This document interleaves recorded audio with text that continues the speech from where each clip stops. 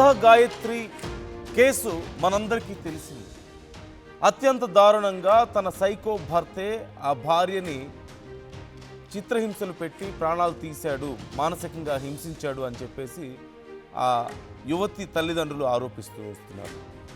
ఆ భర్త ఏమో శ్రీచరణ్ ఏమో నాకు ఏ సంబంధం లేదంటున్నాడు. ఈ నేపథ్యంలో ఆర్టీవీ చేతులు ఇప్పుడు రాధా గాయత్రి చివరి క్షణాలు ఎలా గడిచాయి అనే డీటెయిల్స్ ఉన్నాయి. చనిపోవడానికి ముందు భర్త శ్రీచరణ్తో చాలా హ్యాపీగా గడిపింది రాధా గాయత్రి అంటూ తెలుస్తుంది. భర్తతో కలిసి ట్రిప్ ఎంజాయ్ చేసింది. ముస్సోరిలో జూన్ 15న అనుమానాస్పద స్థితిలో గాయత్రి చనిపోయింది. మనం వింటూ వస్తున్నాం. భర్త శ్రీచరణ్ పైనే కుటుంబ సభ్యులు ఆరోపిస్తున్నారు. రాధా గాయత్రి మృతితో తనకే సంబంధం లేదు అంటూ శ్రీచరణ్ చెప్తూ వస్తున్నాడు. కేక్ తిని రెడ్ వైన్ తాగామంటూ, అయితే హై ఆల్టిట్యూడ్ కారణంగా హార్ట్ స్ట్రోక్ వచ్చి ఉండొచ్చు అంటూ శ్రీచరణ్ చెప్తున్నాడు. మరోవైపు గాయత్రి పేరెంట్స్ ఫిర్యాదుతో శ్రీచరణ్పై కేసు నమోదు చేశారు పోలీసులు. శ్రీచరణ్ది ఒక సైకో ప్రవర్తన అని పెళ్ళైన నాటి నుంచే వేధించాడంటూ పేరెంట్స్ ఆరోపిస్తున్నారు. గాయత్రికి తెలియకుండా ఆమె ల్యాప్టాప్ బ్యాగ్లో ఒక జీపీఎస్ ట్రాకర్ పెట్టాడంటూ కూడా ఇప్పటికే చాలా సందర్భాల్లో గాయత్రి పేరెంట్స్ చెప్పారు. అలాగే గాయత్రి ఫ్రెండ్స్ కూడా చెప్తూ ఉన్నారు. వి ఆల్ నో, ఇప్పటికే వాళ్ళిద్దరూ కలిసి ఒక ట్రిప్కి వెళ్ళారు, వైఫ్ అండ్ హస్బెండ్. ఆ ట్రిప్లో ముస్సోరిలో ఉన్న టైంలో, ముస్సోరి వెళ్తున్నామని చెప్పలేదు, అయితే అక్కడ ముస్సోరిలో ఉన్నారు. ఎప్పటికప్పుడు కుటుంబ సభ్యులతో టచ్లోనే ఉన్నటువంటి గాయత్రి మరి ముస్సోరి వెళ్తున్నామని ఎందుకు చెప్పలేదు అనే అనుమానాన్ని కూడా ఇప్పుడు పేరెంట్స్ వ్యక్తం చేస్తున్నారు.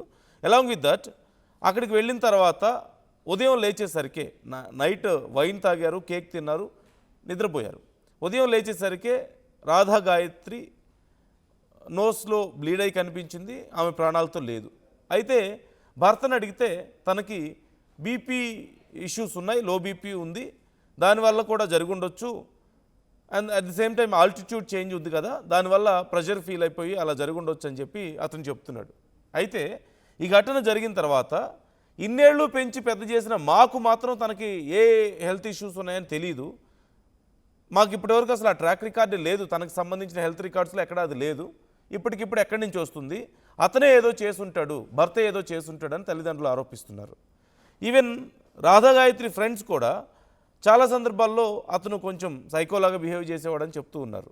అట్ ది సేమ్ టైం ఒక జీపీఎస్ ట్రాకర్ పెట్టాడని, తనను ఎప్పుడూ అనుమానిస్తూ ఉండేవాడని, ఈ విషయాన్ని చాలా సందర్భాల్లో గాయత్రి తన పేరెంట్స్కి చెప్పుకొని బాధపడిందని, ట్రిప్కి వెళ్ళొచ్చిన తర్వాత చాలా విషయాలు మీకు చెప్పాలి అని చెప్పి కూడా చెప్పిందని, ఈ జీపీఎస్ ట్రాకర్ పెట్టి గతంలో తనని ట్రాక్ చేసేవాడు, తన మూమెంట్స్ అన్ని ట్రాక్ చేస్తూ ఉండేవాడని కూడా చెప్తూ ఉన్నారు.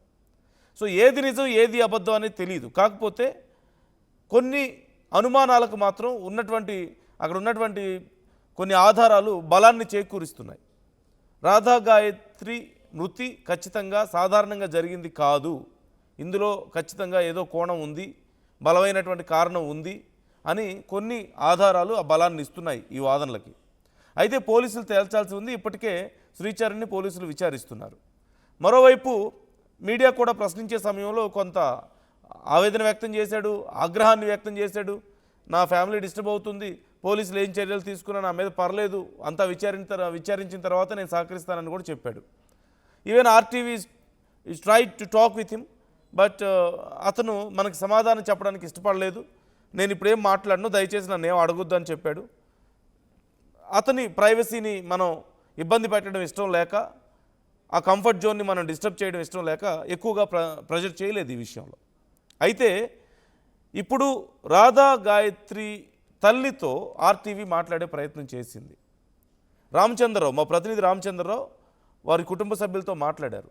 సో వాళ్ళు ఏమంటున్నారు, వాళ్ళ అనుమానాలు ఏంటి, వాళ్ళ వర్షన్ ఎలా ఉంది? శ్రీచరణ్ వర్షన్ మనం వింటూ వస్తున్నాం, నాకే సంబంధం లేదు, జస్ట్ మేము వెళ్ళాం, కేక్ తిన్నాం, నిద్రపోయాం, వైన్ తాగి నిద్రపోయాం అని చెప్పి చెప్తున్నారు. మరి ఇంకోటి, అసలు రాధా గాయత్రికి వైన్ తాగే అలవాటు కూడా లేదు, ఒకవేళ వైన్ తాగడం వల్ల ఏదైనా జరిగిందేమో, అంటే ఆ వైన్లో ఏదైనా కలిపి ఉండొచ్చేమో, రిపోర్ట్స్ రావాలి, పోస్ట్ మార్టం రిపోర్ట్స్ అని కూడా వెయిట్ చేస్తున్నారు. సో లెట్స్ సీ అసలు రాధా గాయత్రి తల్లి ఏమంటున్నారు. మా ప్రతినిధి రామచంద్ర మాట్లాడారు, మీరే చూడండి. రాధా గాయత్రి తల్లి సత్యవతి మనతో ఉన్నారు. ఆమె ఈరోజు విశాఖపట్నం మరొకసారి వచ్చారు. దీనిపై మనం ఆమెతో మాట్లాడదాం. అమ్మ, ఈరోజు వైజాగ్ వచ్చారు, నాకు కూడా అనుకోకుండా మీరు కలిశారు. ఏ పర్పస్ వచ్చారమ్మా, ఎవరిని కలిశారు? ఈరోజు సైనిక ఆఫీస్కి వెళ్ళామండి మేము. మా వారు ఆర్మీలో చేశారండి, ఎక్స్ ఆర్మీ ఆయన. మంచుకొండల్లోనే తిరిగి నానా అవస్థలు పడి, దీంట్లో మంచులో కప్పపడిపోతే తోడు సైనికులు ఆయన కాపాడి మళ్ళీ మాకు ఇచ్చేశారు. అంతలా కష్టపడ్డారు దేశం కోసం. అలాంటి ఆయన తన కూతురు కోసం ఇప్పుడు డెహ్రాడూన్‌లోని ఎంతలాగా కష్టపడుతున్నారంటే, ఈరోజు మేమిద్దరం కలిసి చేయవలసింది 10వ రోజు మా పాపది. ఆయనక్కడ, నేనిక్కడ ఒక 4, 5 రోజుల నుంచి ఇద్దరికీ కనీసం ఇది లేదు. ఓర్పు కూడా లేదు. ఒకళ్ళనొకళ్ళు ఓర్చుకునే ఇది కూడా మాకు లేకుండా, ఓదార్చుకునే ఇది కూడా మాకు లేదు. మేమిక్కడ, నేనిక్కడ, ఆయనక్కడ అని. దేశం అందరూ మాకు న్యాయం చేయాలని ఆయన ఎంత ఒక సైనికుడిగా ఆయన ఎంతలాగా బాధపడుతున్నారో ఇదొక్కసారి మీరందరూ గుర్తించాలండి. మాకు న్యాయం చేయండి. ఇంతకన్నా నేను ఒక తల్లిగా ఏం కోరుకుంటానండి. నా బిడ్డకి కొంచెం న్యాయం చేస్తారని ఆశపడుతున్నాను. ఓకే. అమ్మ, ఈరోజు శ్రీచరణ్ వాళ్ళ నాన్నగారు దుర్గాప్రసాద్ గారిని నేను కలవడం జరిగింది. ఆయన పాప గురించి ఒక మంచి ఫ్రెండ్. అంటే వాళ్ళ కుటుంబానికి ఎంత దగ్గరో నాకు కూడా అంత దగ్గరయింది. ఒక రకంగా ఈ దశకర్మ 11 రోజులు చేయడం ఒక రుణం తీర్చుకుంటున్నానని చెప్తున్నారు. అయితే అదే సమయంలో నా కొడుకు నేను చాలా సార్లు అడిగాను. అట్లాంటిది ఏం జరగలేదు అని ఆయన అంటున్నారు. అందుకే మేమింత ధైర్యంగా నా కొడుకు ముస్సోరి ఇప్పుడు పోలీసులు పిలిచిన వెంటనే వెళ్ళాడు. అట్లాగే నేను ఈ దశకర్మ కార్యక్రమాలు 11 రోజుల కార్యక్రమాలు చేస్తున్నా అని ఆయన దుర్గాప్రసాద్ గారు చెప్తున్నారు. వాళ్ళ కొడుకుని ఒక పక్కే వాళ్ళు చూస్తున్నారండి. 2 పక్కల వాళ్ళు చూడట్లేదు. భార్య అన్నదానికి తెలుస్తుందండి. 2 పక్కల చూస్తుంది భర్త ఎలాంటి వాడు అన్నది. ఎవరి పిల్లలు వాళ్ళకే ముద్దు కావచ్చు. కానీ ఆ అబ్బాయి ఒక సైకో. ఇది ఆయన కూడా గుర్తించాలి. ఆయనకు కూడా తెలుసు. తెలిసినా వాళ్ళు బయటపడడం లేదు. టైమొస్తే వాళ్ళే పడతారని మేము కూడా వెయిట్ చేస్తున్నాము. ఆ అబ్బాయి ఇప్పుడు ఈరోజు అక్కడికి వెళ్లి డెహ్రాడూన్ వెళ్ళాడు అని చెప్తున్నారు. ఇక్కడ కర్మ చెయ్యాలండి భార్యది. అది అది ఆయన మళ్ళీ మళ్ళీ చేస్తాడా అండి? ఈరోజు ఎంత పెద్ద ఇదండి వాళ్ళు చేయవలసింది. ఆ పిల్లోడు లేడు. తల్లిదండ్రులిద్దరూ అనాథలుగా అక్కడున్నారు. అయితే ఇప్పుడు ఎవరిదండి ఇది పాపం? ఆ అబ్బాయి పాపం చేశాడు కాబట్టే కఠిన శిక్ష ఆ అబ్బాయికి వెయ్యాలండి. ఇదే నా మనస్ఫూర్తిగా నేను కోరుకున్నది కూడాను. అమ్మ, సైనిక బోర్డు అధికారిని ఈరోజు కలిశారు. ఆయనకి ఏం ఫిర్యాదు చేశారు? ఆయన ఏమన్నారండి? సైనిక బోర్డు అధికారులను కలవడం జరిగింది ఇవాళ. వాళ్ళు కూడా మాకు సపోర్టెడ్‌గా ఉంటాము. మేము అన్నీ ఎంక్వైరీ చేస్తామని మాకు భరోసా ఇచ్చారు. అది అందుకోసమే వెళ్ళాము మేము అక్కడికి. అది జరిగింది. తీసుకున్నారు. మేము పెట్టేవన్నీని చూసారు. మేము చేస్తామండి. మా మా తరపు నుంచి కూడా మీకెప్పుడు సపోర్ట్ ఉంటుంది అని మాకు మాకు భరోసా ఇచ్చారండి. అమ్మ, శ్రీచరణ్‌ని మేము ఒక 4 రోజుల క్రితం సింహాచలంలో కలిసాం. ఆయన అత్యంత ప్రేమతో నా కూతురు నా భార్యతో వెళ్ళానంటున్నారు. ఈ విజువల్ మీరు చూడండి. అంటే ఈమె డెహ్రాడూన్‌లో ఈ రకంగా అంటే ఏదైతే ఇన్సిడెంట్ జరగడానికి కొన్ని గంటల ముందు ఈ రకంగా గంగా నదిలో ముఖం కడుక్కుంది. అట్లాగే వాళ్ళు ఒక పుణ్య నీరు కూడా చల్లుకున్నారు. అంటే ఇంత ప్రేమ ఉన్న వ్యక్తిని ఎట్లాగా ఒకే కొన్ని గంటల తర్వాత చనిపోయినట్టు మీరు అనుకుంటారు? అదంతా ఉట్టి డ్రామా అండి. ఎవరైనా చెప్పినా తల్లిగా నేనైతే వినను. ఆ అబ్బాయి ఒక వారం రోజుల నుంచి మా పాపను మాత్రం చాలా ప్రేమ, అభిమానాలు చూపించాడు. ఆ రోజు కోసం వెయిట్ చేసాడు. ఆ రోజు రానే వచ్చింది. ఆ అబ్బాయి ప్రాణాలు తీసాడండి. ఎంతకన్నా నేను ఇంకెంతకని చెప్పగలను? నేను చెప్పలేకపోతున్నా. ఇదే జరిగింది. నేనైతే నమ్మనండి. ఆ అబ్బాయే అది నా బలమైన నమ్మకం. అది ఏంటి అబ్బాయి అంటాడు పోస్ట్‌మార్టం రిపోర్ట్ రావాలంటాడు.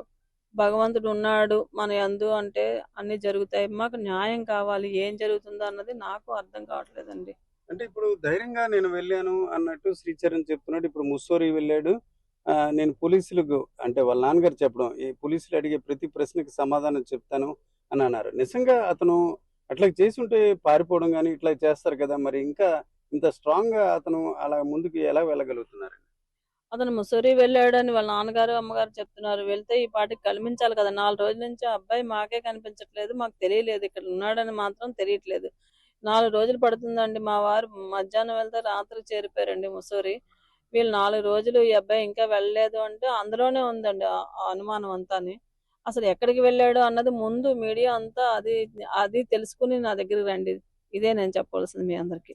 ఇది ఒక రకంగా తల్లి సత్యవతి మొదటి నుంచి ఆవేదన వ్యక్తం చేస్తున్నారు. అయితే ఈ విజువల్స్ మనం చూడవచ్చు. ఆర్టీవీ ఈ అంశాన్ని చూపిస్తుంది.